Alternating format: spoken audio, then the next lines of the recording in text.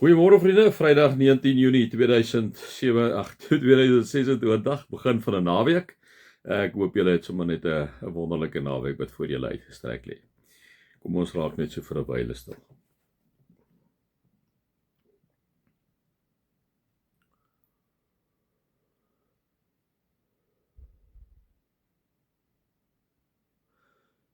My Vader, dankie dat U altyd by ons is. Dat U inderdaad alom teenwoordig is. Here, die wete oorweldig ons klein verstandjies. Maar Vader, wanneer ons 'n bietjie na die sterrestelsels kyk, na die galaksies kyk, dan besef ons dit wat vir ons onmoontlik is vir U kinderspeletjies. Besef ons dat U grootsheid is onbepaalbaar, onvertelbaar, totaal onbereikbaar, buite ons verstandsvermoë. Here, wil ons vanoggend maar net voor U kom buig.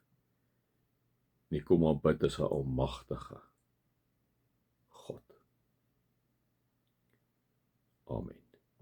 Vriende, mag daar vir julle genade en vrede en oorvloed wees, omdat julle God ken, Jesus ken, die Heilige Gees ken.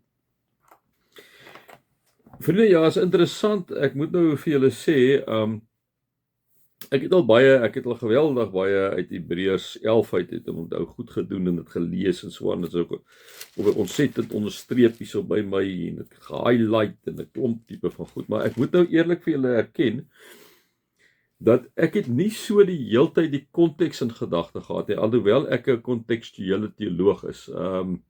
Ek hou daarvan om na die kontekste, die agtergronde van goed te kyk, sodat 'n ou nie goed uit verband uittrek nie, en dat 'n mens inderdaad nie nonsens praat nie. Ek bedoel, dit is vir my altyd geweldig belangrik wanneer ek met julle praat.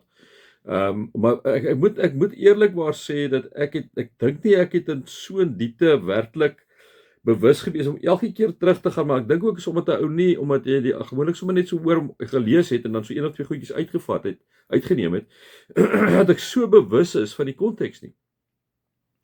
En dat ek vir myself die hele tyd vir myself sê, maar as jy dis eintlik 'n onsietende, ongelooflike ding wat hier gebeur wat die Hebreërs skrywer doen, om eintlik met hierdie mense so te praat, om met hierdie mense so te praat wat 'n vervolging is, wat swaar kry, liewe vriende, wat moedeloos is, om eintlik vir hulle die hele tyd te bemoedig, of hulle te sê, hoorie, julle moet net glo, kom ek sê vir julle van hierdie vaders, en kom ek herinner julle net daaraan, dat julle leef nie vir hierdie wêreld nie, julle is bywoners hierso, maar julle moet net glo, hou vas, moet julle geloof verloor nie. En dan noem hy hierdie geloofshelde vir ons amper, ons praat mos eintlik van 'n geloofsgalery. Ek moet sê, dit het my, ek dink is die eerste keer dat ek regtig dit so beleef, dat ek elke keer as ek met julle praat, weer teruggaan na die konteks en sê, weet julle hoekom sê hierdie ouens dit? Want dit is die konteks. Hy probeer die ouens bemoedig, hy probeer hulle inspireer, hy probeer vir hulle sê, moenie worry nie. So nou kom sê hy vir hulle weer eens, wat is geloof? Geloof is om seker te wees, liewe vriende, van die dinge wat ons hoop, om oortuig te wees van die dinge wat ons nie sien nie. En dan kom praat hy met hulle hier so oor die ouens wat glo nie, en dan kom ons hier by Moses nou uit. En dan sê hy, omdat die ouers van Moses geglo het hulle hom na sy geboorte 3 maande lank weggesteek, toe hulle sien dat hy 'n mooi kykie was. Want hoekom? Farao het almal begin, omdat daar so baie Israeliete is, het hy al die seentjies onder 2 doodgemaak, hè. Ons steel sy ma, ons ken die verhaal van Moses, en steek sy ma daar in die busy maatjie weg, en dan sy daar, en dan die Farao se dogter kom op die ou ende daar aan, en sy sussie Miriam is net so hier aan die kant, en dan sien hy die Farao se dogter, is 'n pragtige babatjie, en dan vat sy die babatjie, en dan maak sy vir Moses inderdaad mos nou groot as haar eie, maar sy, wat die wonderlike ding is, en dit is nou, my kop is te plat daarvoor, maar vriende, hoe dit dan inkom, het sy eintlik weer die kindjie vir Moses se eie ma sê, kyk asseblief mooi na hom, né? En dan later dan vat sy hom natuurlik na die paleis toe. En dan staan daar, omdat Moses geglo het toe hy groot geword het, geweier om die seun genoem te word van die Farao se dogter, en hy nogal 'n wil aan sy eie gehad.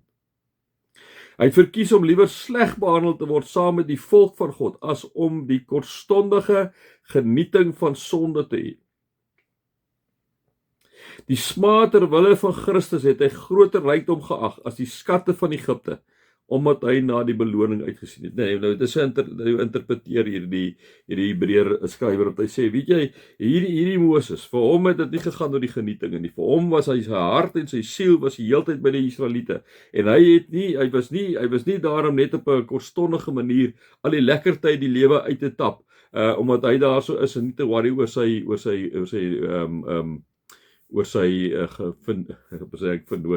sy landgenote, sy mede-Israeliete nie. Nee, hy het eintlik aan Christus sê hy, die smaad ter wille van die Christus het hy groter rykdom geag as die skatte van Egipte. Hy trek vir Christus ook nou sommer daar in dat hy amper half eskatologies daar praat. Eskatologies is wat in die toekoms op die ou ende is. Omdat hy geglo het, omdat Moses geglo het, toe hy groot geword het, het hy geweier om die seun genoem te word van die Farao se dogter. Dan gaan hy aan, omdat hy geglo het, het hy Egipte verlaat, sonder dat hy vir die woede van die koning bang was. Nou, julle weet op 'n stadium, toe beklei die Egiptenaar in die Israeliete, toe slaat hy die Egiptenaar dood, ne? Toe moes hy vlug, ek dink dit praat van 40 jaar op hy weg was, totdat hy Farao dood was, ne? Omdat hy geglo het, het hy Egipte verlaat, sonder dat hy vir die woede van die koning bang was. Hy het volhard soos iemand wat die onsienlike God sien. So al wat die Hebreërs skrywer vir hierdie ons kom sê, kom gee vir hulle nog 'n geloofsgeld, kom sê vir hulle is iemand wat in God geglo het, wat in God vasgehou het, en wat nie gegaan het oor die genietinge van kortstondige genietinge van die wêreld nie, maar dat hy inderdaad omdat hy in God vasgehou het, anders gelewe het, né? En verkies om liewer sleg behandel te word saam met die volk van God, as om die kortstondige genietinge van die sonde te hê. Die smaad ter wille van die Christus het hy 'n groter rykdom geag as die skatte van Egipte, omdat hy na die beloning uitgesien het. En ek en jy moet vir mekaar ook sê, ek dink ons moet besop partykeer om net te lewe vir dit wat hier op die aarde is. Dis mos nou 'n balans, ons verstaan dit, né? Maar jy moet altyd vir God 'n gedagte hou. Jy moet altyd weet, dit gaan eers oor God. Jy's 'n bywoner hier, jy lewe vir die Here. Al die ander goeders is inderdaad sekondêr. Mag julle die liefde van God ervaar, genade van die Here Jesus ervaar, teenwoordigheid van die Heilige Gees ervaar. Amen.